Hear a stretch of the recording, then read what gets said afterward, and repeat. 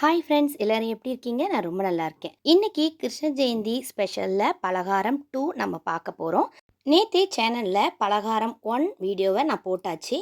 பார்க்காதவங்க இந்த வீடியோ லாஸ்ட்டில் நான் அதோட லிங்க் தரேன், நீங்கள் போய் பாருங்கள். கிருஷ்ண ஜெயந்திக்கு அவலை வச்சு பலகாரம் செய்கிறது ரொம்பவே சிறப்பு. நான் இன்னைக்கு வெள்ளை அவல் தான் எடுத்திருக்கேன். இதை வச்சு நம்ம சூப்பராக ஒரு ஸ்வீட் ரெசிபி தான் பண்ண போகிறோம்.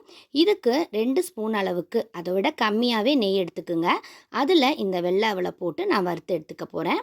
ஒரு நிமிஷம் நம்ம நல்லா வறுத்தாலே போதுங்க, ரொம்ப நேரம் வறுக்கணும்னு அவசியம் இல்லை. நல்லா வறுத்து எடுத்துக்கலாம். வறுக்கும் போதே உங்களுக்கு வாசம் வர ஆரம்பிக்கும். அடுப்பை ரொம்ப லோ ஃப்ளேமில் வச்சு வறுத்துக்குங்க. இந்த வெள்ளை அவல் உங்களுக்கு ரொம்ப தகடு மாதிரி இருக்குங்க. ரொம்ப லேசாக இருக்கும். அதனால் லோ ஃப்ளேமில் வச்சே நம்ம வறுத்துக்கலாம். ரொம்ப ஹை ஃப்ளேமில் வச்சோன்னா அது தீஞ்சு போயிடும். கொஞ்சம் கவனமாக வறுத்து எடுத்துக்குங்க. அவ்வளோதான், இதை வறுத்து எடுத்தாச்சு. ஒரு நிமிஷம் கூட ஆகலை, சீக்கிரமாகவே இதை வறுத்து எடுத்துடலாம். வறுத்து ஆற வச்ச அந்த அவலை ஒரு மிக்ஸி ஜாரில் போட்டுக்கிறேன்.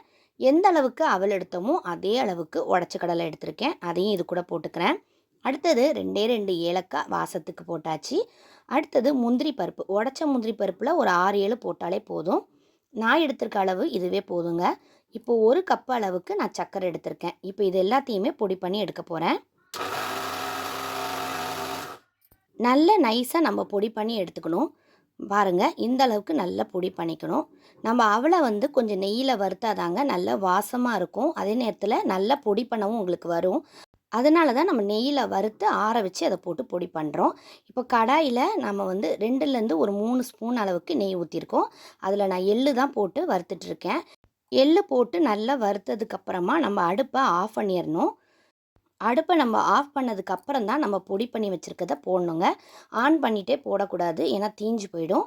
ஆஃப் பண்ணிவிட்டு உடனே அந்த சூட்லேயே நம்ம பொடி பண்ணி வச்சுருக்கத போட்டு நல்லா நம்ம கிளறி விடணும்.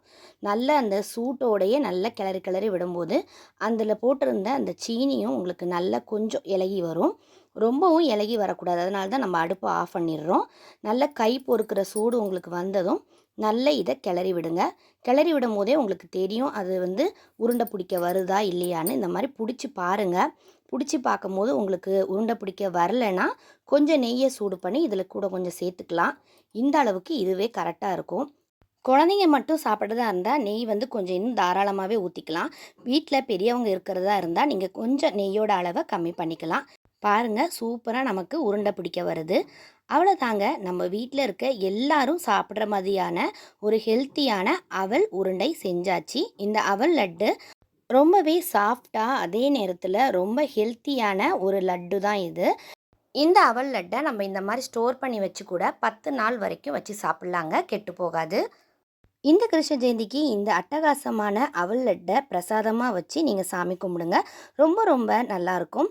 இந்த வீடியோ உங்களுக்கு பிடிச்சிருந்தா லைக் பண்ணுங்கள். உங்கள் ஃப்ரெண்ட்ஸ் அண்ட் ஃபேமிலிக்கு ஷேர் பண்ணுங்கள். தேங்க்யூ.